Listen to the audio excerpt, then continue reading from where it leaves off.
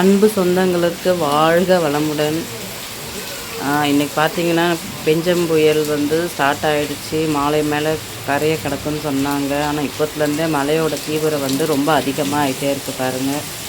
என்னால் வீடியோ கூட வெளியில் வீடியோ கூட எடுக்க முடியல, அந்த அளவுக்கு மழை பெஞ்சிட்ருக்கு. ஸோ மக்களே, நீங்கள் கொஞ்சம் சேஃப்டியாக இருங்க. தேவையில்லாமல் வெளியில் போகாதீங்க. தேவைப்படும் அவநாசியமாக எதுவும் வெளியில் போகாதீங்க. முக்கியமான ஏதாவது கடைக்கு போகிறது அது மாதிரி இருந்துச்சுன்னா போங்க. சேஃப்டியாக போயிட்டு சேஃப்டியாக வாங்க.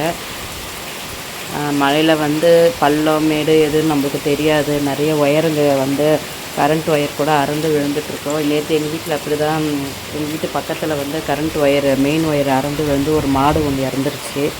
ஸோ சேஃப்டி தான் நம்மளுக்கு முக்கியம். போய் மழையில் போய் செல்ஃபி எடுக்கிறேன், அங்கே போய் எடுக்கிறேன், இங்கே போய் எடுக்கிறேன்னா தயவு செஞ்சு போய் செல்ஃபிலாம் எடுக்காதீங்க. பாருங்கள், மழையோட தீவிரம் நேற்று நைட்டுலேருந்து மழை பெஞ்சிக்கிட்டே இருக்குது.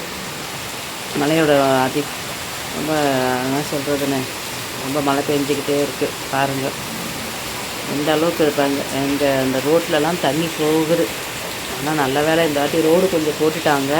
மழைக்கு முன்னாடியே ஒரு வாட்டிலாம் ரோடு போடாமல் இருந்ததுனால கொஞ்சம் சிரமமாக இருந்துச்சு. இப்போ மழைக்கு ரோடு போட்டதுனால கொஞ்சம் ரோடு போக வகைலாம் கொஞ்சம் வசதியாக இருக்குது.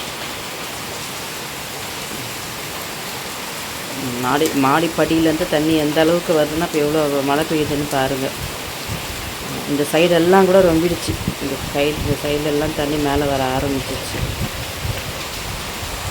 பாருங்கள், தண்ணி அப்படியே தேங்கி இருக்குது. ஏன்னா மழை எல்லா பக்கமும் மழை பெஞ்சிட்ருக்கனால அது போகிறதுக்கான அது இல்லை. ஆமாம், சேஃப்டியாக இருங்க. சேஃப்டி தான் நம்மளுக்கு முக்கியம். ஓகே கைஸ், இந்த வீடியோ பிடிச்சிருந்தா லைக் பண்ணுங்கள், ஷேர் பண்ணுங்கள், கமெண்ட் பண்ணுங்கள்.